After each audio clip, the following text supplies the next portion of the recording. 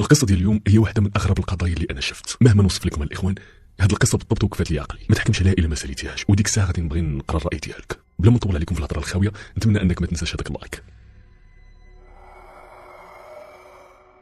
بدات القصه ديال نهاد في 2012، ماشي احداث اللي غريبه، اشياء اللي في هذيك الوقت ما كانش عندها تفسير، واسرار فاش تكشفات كاين اللي قال ان هادشي اللي وقع ماشي عادي. كتقول نهاد انه القصه ديالي بدات قبل ما يوقع هذاك الحدث الرئيسي اللي داير عليه الفيلم. بدات القصه فاش كنت صغيره وعايشه مع والديا اللي غادي يقطعوا العلاقه ديالهم بيا. انا ما كملتش قرايتي لاسباب غادي نعاود لكم عليها من بعد. المهم انه كنت عايشه بخير وعلى خير، حتى لواحد النهار فاش غادي نتعرف على واحد السيد اللي سميتو عمر. هذا الراجل كان تعرفت عليه وانا مازال في الثانويه. فاش عرفتو كان قال لي بلي بغيت تزوجني، وهذيك الهضره ووالديا غادي يرفضوا هذا السيد جمله وتفصيلا. غادي نقول لكم علاش كانوا بالضبط هذا السيد رافضينه. اختي غادي يوصلها الخبر انه السمعه ديال عمر خايبه كثر من القياس، كان من هذوك اللي كيضرب البنات بزاف وكيتعاطوا جميع الموبقات. اختي بطبيعه الحال خايفه عليا وغادا تقول لوالديا داكشي اللي كاين. قالت لهم راه داك السيد اللي جاي يتزوج اختي اللي كيتقال عليه هو اللي كيتقال، وما خافيه كان اعظم. انا في ديك الساعه بطبيعه الحال ما كنتش حامل نسمع هذا الكلام، وما كانش عندي فكره على اشنو مخبي لي القدر.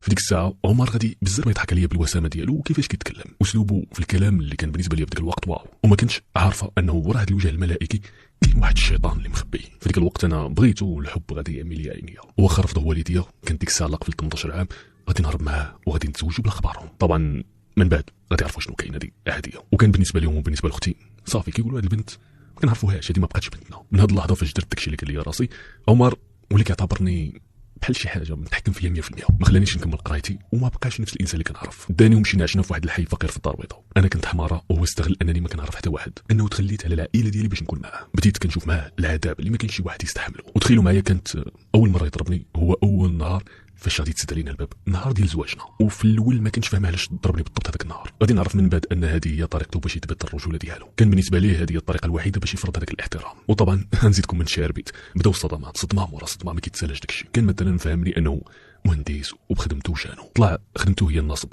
كل مره كيشفر شي واحد بشي طريقه، مره سمسار مره تاجير كبير، والناس يدي لهم رزقهم. انا بالخوف على راسي وكما قلت لكم في الاول ما عندي حتى واحد، راه والديا ما بقاوش كيعترفوا بيا. غادي نسكت ونستحمل، واخا في النهار كنت كنموت الاف المرات. تعرفت على واحد النكافه صاحبتي وسكن معايا في نفس العماره، وخدمت نقاشه باش على الاقل نتحرك واحد شويه، غير ندخل شويه الفلوس نعاون بها زعما الدار. طبعا ما يتوصاش كياخذهم مني في نفس اللحظه. وشحال من مره كتكون عندي خدمه وكنكون دايره مع الكليان، واخا كنت كنعلم السي السيد وكل شيء، كان حتى الاخر لحظه بدون سبب كيحبسني ما كيخلينيش نخرج وكيخلي يضرب بيا غير هكاك. هادشي كله استحملته، هادشي كله دوزته، حتى لواحد النهار. هاد النهار توقع واحد الحاجه اللي غادي تبدل كل شيء.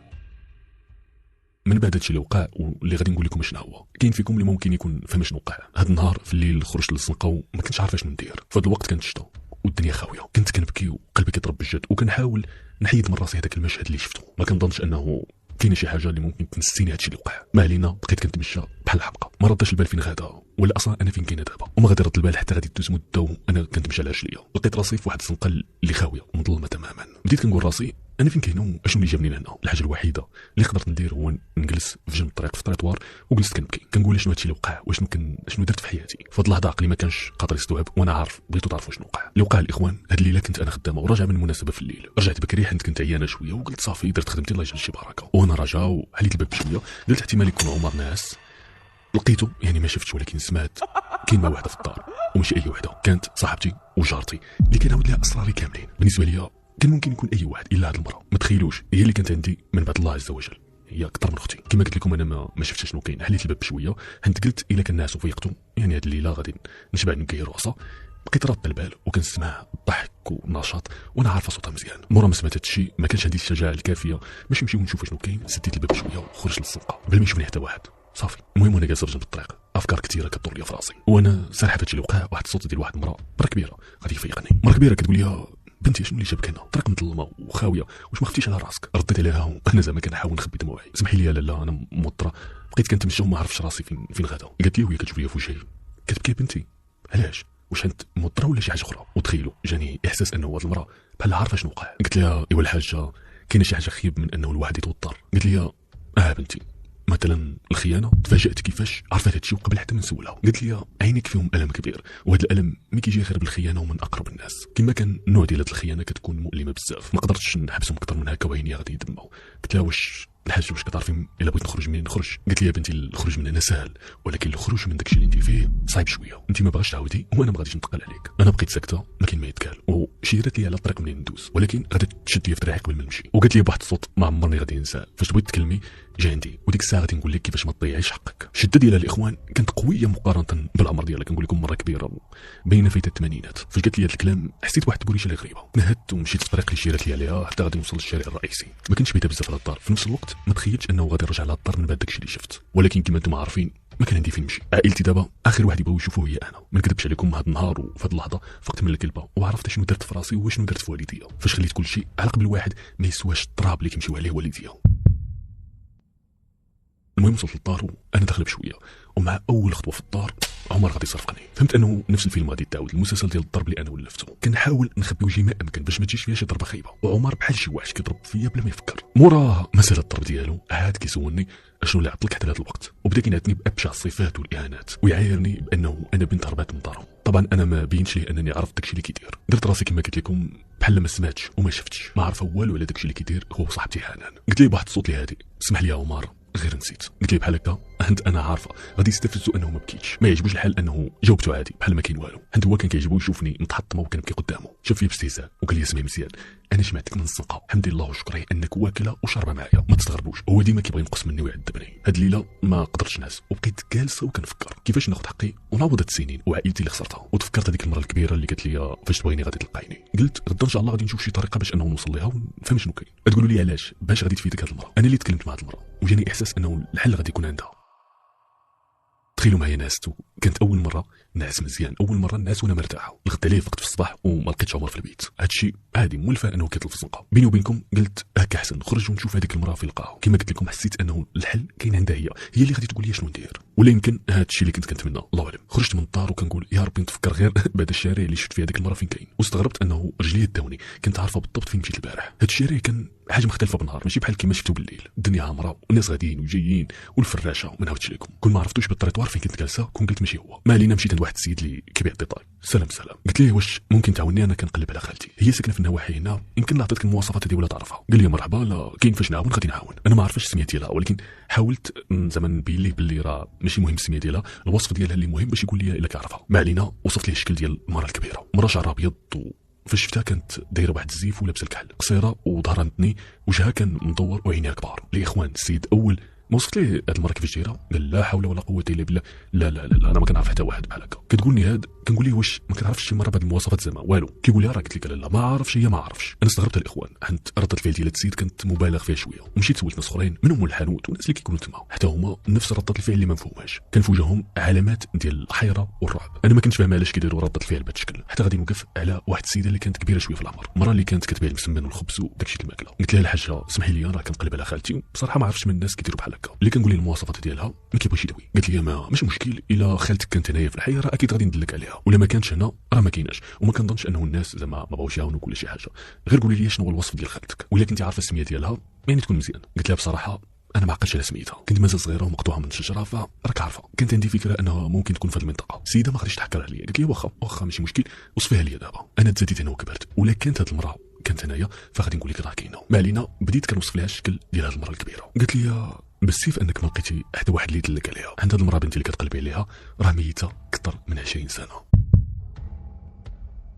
طبعا الاخوان قبل ما تقولوا اي حاجه راه غادي تفهموا كلشي. قلت لها مستحيل انا راه شفتها غير البارح كما كنشوفك دابا. هزت راسها بحال هكا وقالت لي باللي هاد المره اللي شفتيها راه تقتلات. كانت واحد الشوافه اللي معروفه هنا في المنطقه، السمعه ديالها كانت خايبه، خرجات على بزاف ديال الناس بالاعمال ديالها. هي ولادها كانوا حرفيا دايرين ما بغاو، حتى لواحد النهار وقدام الناس كاملين واحد من هذوك اللي دمرات لهم حياتهم غادي يذبحها في الشارع. المراه غادي تموت بابشع طريقه. كاينين اللي كيقولوا والله اعلم انهم مازال لحد اليوم كيشوفوها، كيقولوا نفس الهضره انهم مازال كيشوفوا هاد الشوافه في الليل. ولكن علاش انت شفتيها بنتي بصراحه ما عرفتش. وكملت كلامها الاخوان انه قالت لي سيري يا بنتي سيري لدارك وقولي اعوذ بالله من الشيطان الرجيم، الحق ديالك الله اللي غادي ياخذه ماشي العبد. يعني ما كاينلاش انك تمشي في طريق الشيطان. وعقلوا مزيان الاخوان على هذا الكلام الاخر. ما علينا، مشيت وانا ما مصدقاش هادشي اللي سمعت. كنقول الى ديك الليله غير تهيؤات باش عرفوني هاد الناس على من كندوي. رجعت للدار ولقيت عمر مازال ما رجعش. انا ما همنيش فين مشى، الحمد لله انه ما كاينش. كنت باغا غير نفكر كيفاش غادي ننتقم منه. كتقولني هاد انه كنت متكيه شويه كنسمع الصونيت ديال الباب، نط نشوف شكون ولقيتها صاحبتي وجارتي حنان اللي كنت كنظن انه حنا اكثر من الخواتات. استغربت كيفاش قادره تمثل لي بهذا الشكل، ما يمكنش ليك تشك لحظه واحده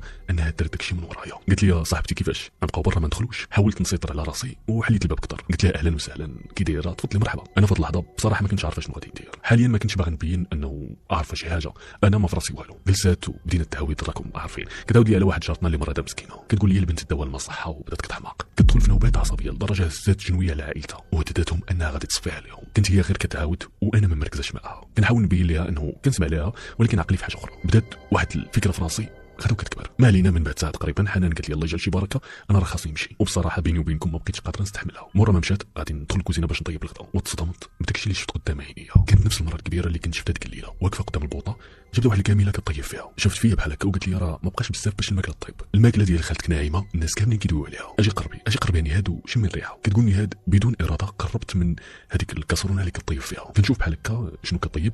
داكشي اللي لقيتها كطيب ما كيدخلش العقل. الراس ديال راجلي عمر كيطيب. موراها غادي نفيق ولقيت راسي ناس في الصالون. نط كنشوف الكوزينه، لقيت حتى واحد غالبا كنت كنحلم. المهم قلت صافي راه غير كنحلم مع هادشي اللي كيوقع. دخلت الكوزينه كنصاوب الماكله، ومن بعد شويه ديال الوقت ماشي بزاف غادي يجي عمر. شافني واقفه والماكله مازال ما تصاوباتش، قال لي الله هذاك الله انك تصاوبي ما ناكلو. جاوبته بكل هدوء، غير بدل حوايجك ويكون كلشي موجود. هو دخل البيت بدل حوايجو وتكا واحد شويه، وفكرت انه خاصني نمشي للفارماسيان، ولكن ماشي الفارماسيان اللي عندنا في الدرب، نمشي لشي فارماسيان بعيد علينا شي شويه. غادي نقول لكم علاش بغيت نمشي للفارماسيان ضروري دابا. المهم طليت على عمر لقيتو الناس وغادي نخرج من الدار. مشيت للفارماسيان بعيد شويه باش ما يكونوش كيعرفوني لا انا لا عمر. قلت للسيده اللي كاينه تما انه ما كنقدرش نعس مزيان وبغيت شي منوم باش نقدر نعس واحد شويه على الاقل. قلت لي واخا ماشي مشكل. عطاتني شي فانيد ووراتني الطريقه ديال الاستعمال. رجعت للدار بالزربه ولقيت عمر مازال ناعس. من بعد شديت جوج ديال الحبات من هذا المنوم ودكيتهم مزيان حتى ولاو غبره. حطيت هذيك الغبره في الماكله وخلطت داكشي مزيان. موراها مشيت للبيت فيقت عمر وقلت له يلاه اجي نتغدى دابا. اكيد كتسالوا علاش درت بحال هكا، غادي نشرح لكم كلشي الاخوان. ما علينا. بقيت كنشوف فيه هو جالس كياكل. قال لي القيحه ديالي وانا كناكل، خشي في وجهك يلاه. قلت له لا لا لا غير كل انت، انا ما فياش. هو ما كانش همه واش انا غادي ناكل ولا لا، داكشي علاش ما حكرش عليا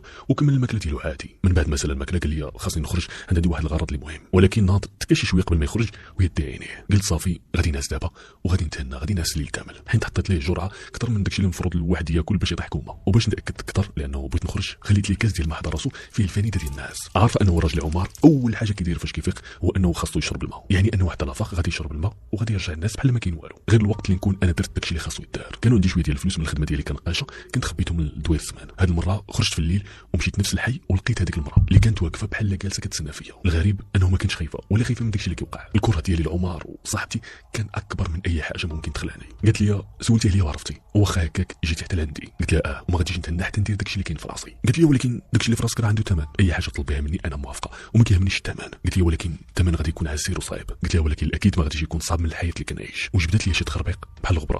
قال لي هذا هو الحل، هادشي اللي عندك ثقي فيها بنتي، اي تعذبوا في الاخر غادي يموتوا.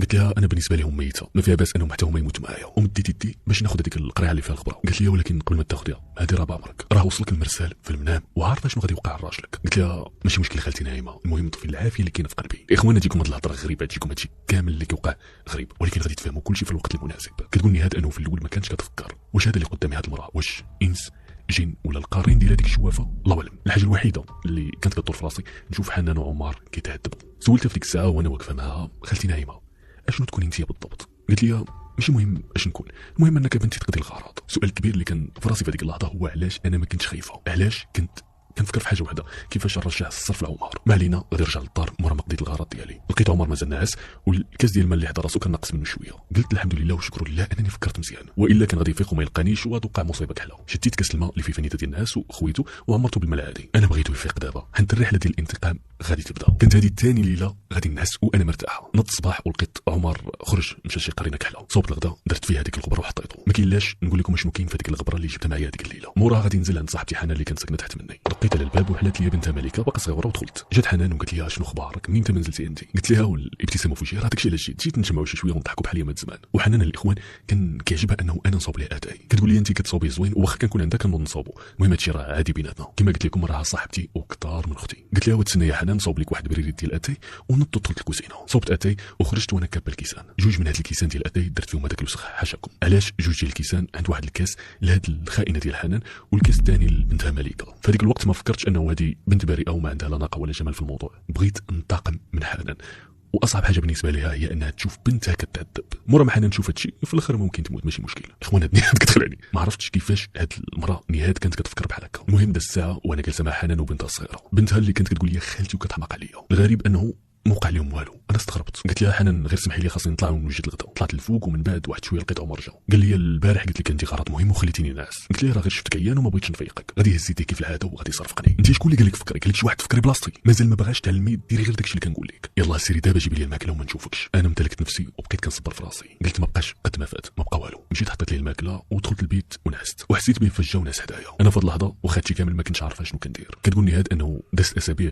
وانا كنحط في هذيك الخبره في الماكله بخليت فين حطيتها، كنحط لحنان وبنتها وكنحط لعمر وكنوكلهم، واخا ما كنتش عارفه شنو هادشي اللي عطاتني الشوافه وامتى غادي يبان المفعول ديالو. ولكن قريت انه هاد النوع من السم اللي ما كيبانش بالزربه كياخذ وقته باش يعطي المفعول. دازت شهر تقريبا وفي الليل غادي نسمعوا الغوات ديال حنان. فيقت عمر وقلت له شنو هاد الغوات؟ قال لي ما عرفتش، صوت جاي من عند الدار ديال صاحبتك حنان. ونضنا الاخوان ونزلنا لتحت ولقيت داكشي اللي كنت كنفكر فيه. كانوا ناس مجموعين وحنان كتغوت وكتبكي. فشافنا انا وعمر جات كتجري عندنا وكتغوت، كتقول لنا عتقوني بنتي ما كانتش كتحرك. سولها عمر وهو مبرزط شنو كاين شنو وقع؟ قالت لي هذه مده ضرها كرشه وما كتقدرش تاكل، ديناها للطبانه وباها وما كاينش شي دواء اللي كينفع معاها، وقبيله جالسه كنفيق فيها وما باش تفيق. المهم باها غادي يديها للسبيطار وغادي يديروا البنت في العنايه المركزه. انا كنت مع حنان وراجلها وعمر وكنت كنحس بالفرحه فرحانه وانا كنشمت فيهم، وعرفت دابا باللي جاي النوبه على حنان وعمر. وهذه البنت الصغيره مالكه كانت مقدمه في هادشي اللي جاي. طبا ما كانوش دايرين في بالهم الفكره ديال السم ولا شي حاجه بحال هكا، كانت بالنسبه لهم البنت غير مريضه وصافي زعما. انا كنت كنزور بنتها في السبيطار وكندير هذاك الطور ديالي، هذيك التمثيليه ديال انا صاحبتها وخايفه على بنتها زعما، كنمثل كيف ما هي كدير معايا ما فيها باس. في الوقت بديت كنلاحظ المفعول ديال داكشي اللي كنت كندير لهم، كنلاحظ انا الوجه ديال عمر كيتبدل، حتى حنان نفس الحاجه. حنان اللي بدات كتشكى ليا باللي شعرها كيطيح وباللي في الليل بزز باش كتقدر تنعس وكتشوف الويل لك حل. الغريب انه حتى عمر شحال من مره كيفيق كيغوت في الليل، والاغرب هو انه حتى انا كنشوف واحد الحلمه اللي غريبه، كنشوف هذيك المره الكبيره اللي ديما كتقول لي ما بقى والو بنتي نهاد ما بقى والو. ما علينا دازت الايام وحنان وعمر بجوجهم كيمرضوا اكثر وكثر، ولات حالتهم حاله انا كنشوف غير فيهم وكنضحك. عمر شحال من مره بنهار وهو جالس كيبدا يغوت كيقول لي هاد عافاك ما تخليهمش يديوني ما تخليهمش، وبزاف ديال الكلام الغريب اللي انا وبدا كيرعبني. ما غاديش يدوز بزاف فاش واحد العشيه وانا جالسه مع حنان جالسه كنصبر فيها وكندير هذاك التمثيل حتى التليفون ديالها غادي يصوني. بنتها غادي توفى مسكينه ومازال ما كملاتش 8 سنين. في هذا الوقت سبب الوفاه ما كانش مازال معروف. في الاول طبا كانوا كيقولوا بلي ممكن تكون مريضه شي مرض نادر، ولكن هادشي حاجه اللي خايبه اثرت عليها. الاهم في القضيه انه لحد الان ما كانتش شي جبهه جنائيه. طبعا في الجنازه كنت انا اول وحده حاضره ما فيها نقاش، انا صاحبتها واكثر من اختها وخاصني نكون معاها. مستغربه في راسي كيفاش قدرت ندير بحال هكا في طفله اللي صغيره، ولكن يلا كل واحد كيعيش عمره. في هذا الوقت اللي كان العزاء عمر كان شاد واحد ركينه، داكشي اللي وكلت حنان كان قليل بزاف مقارنه بداكشي اللي عطيت لعمر. بغيت حنان طول شويه في هذاك العذاب نشوفها كتعذب ما امكن. عمر بدا كيقول لي وهو جالس نهاد راه كيتكلموا ليا في ودنيا ولا غير بوحد منوي وكيقول لي علاش الناس كيضحكوا عليا. انا كنت كنشوف انهم مريض بزاف وخاصو الطبيب، غير انا كنت مخليها كما هو وما شغليش فيه. ان كيدهن عظيم. ما كملاتش يومين فاش غادي نسمع الغوات في الحي، نزلت كنجري وبالزربه فهمت شنو وقع. حنان رمات راسها من السطح ومن الامانه دا امانته. فاش شفت المنظر دخلت وسط الناس وبديت كنغوت، بديت كنبكي وانا كنشوف صاحبتي الوحيده غارقه في دمها. طبعا انتم عارفين انه انا في هذه اللحظه كنت فرحانه بزاف. اول خائنه الله يرحمها الا ديزا فيها الرحمه، فرحت بزاف انني شفتها كتعذب قدام عينيا. اكثر حاجه صدمتني هو كيفاش قدرت نمثل في الجنازه ديال حنان. كنت كنبكي وجهي كيبان حزين على صاحبتي. ما علينا داز الايام وراجلها سد الدار ومشى، ما عرفتش فين مشى صراحه. كانت حالته حاله، هو الوحيد اللي كان بالنسبه لي مظلوم في هذه القصه، ولكن كون عارف الحقيقه ديال مرته ما كانش غادي يتقلق. اما راجل عمر فولا كيقول لي عين بين انا راه كنشوف حنان في الدار وكتقول لي انا كنتسناك، كيقول لي انا كتقول لي قربتي تجي عندي. في هذا الوقت كنت كنسمع ليه وكنقول ليه انت راك حماق ما خايفاش منه. عمر صافي ما بقاش عنده الجهد هو لسانه. حتى انا وليت كنضحك عليه هكا عين بين وما بقيت كنخبي والو. قلت ليه كلشي، قلت ليه من الاول شنو درت وشنو شفت. الا قدر ينوض ويقولها الناس ما كاينش شي واحد غادي يصدقوا. الناس كاملين ديال الحي كيشوفوا عمر انه حماق وكيقولوا تبارك الله على مرته واقفه معاه وهو في الظروف. واخا هكا كنت عارفه انه شويه وغادي يفهموا كيفاش بنت حنان توفات ويقدروا يوصلوا ليا. بدا كيدور شي كلام انه البنت ما ماتش موته طبيعيه، ما توفاتش بسبب المرض ولا شي حاجه بحال هكا، خصوصا فاش التقرير الطبي غادي ياكد انه البنت مات بسبب السم، والسم بجرعات مختلفه وطويله، وهي مساله وقت وغادي يعرفوا كل شيء.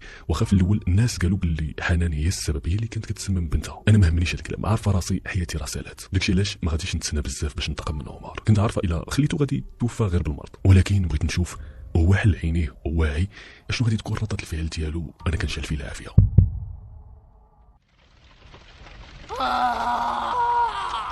وداكشي اللي درت في بيت ناس وهو ناس وبناموسيه شلت فيه العافيه وسديت عليه البيت وشعلت العافيه في الدار وسديت باب الدار ونزلت. الجيران غادي يتصلوا بالاسعاف والاطفاء اللي جاو طفاو العافيه قبل ما تكبر، ولكن عمر كان توفى وفات الحال باش يعتقوه. شدوني البوليس واساسا انا ما هربتش، انا كنت واقف لتحت كنتفرج. الجيران شادوا باللي نزلت كنجري قبل ما تشل العافيه. وسبب الوفاه ديال عمر هو انه تخنق بسبب الدخان، عند الصحه ديالو كانت على قد الحال، وعرفوا باللي المده هو كياكل شي حاجه اللي كانت مسمومه، وهو نفس السم اللي تستعمل وكان سبب في الموت ديال بنت حنان، وكان اساسا حتى في حنان.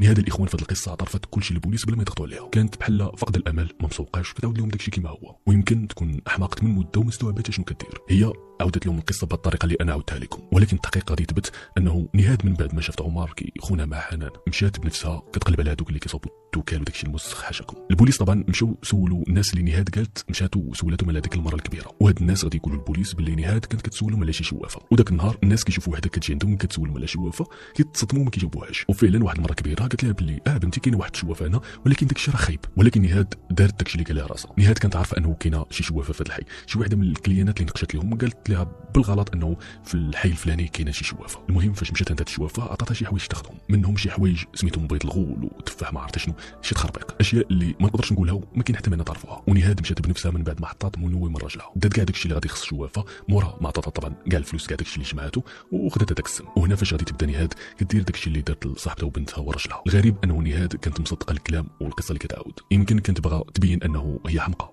يمكن الاكيد. والغريب انه من بعد مده قليله نهاد غادا توفى قبل ما يتحكم عليها، وهادشي اللي غادي يزيد الغموض في القضيه ديال النقاشه نهاد. كاين اللي قال باللي حتى هي كانت كتاكل السم، ولكن لا، ما كايناش شي حاجه كتثبت هادشي. قبل ما توفى اعترفت بكل شيء وما كانتش كتخبي، كانت كتفتخر باللي دارت هذاك الشيء كامل.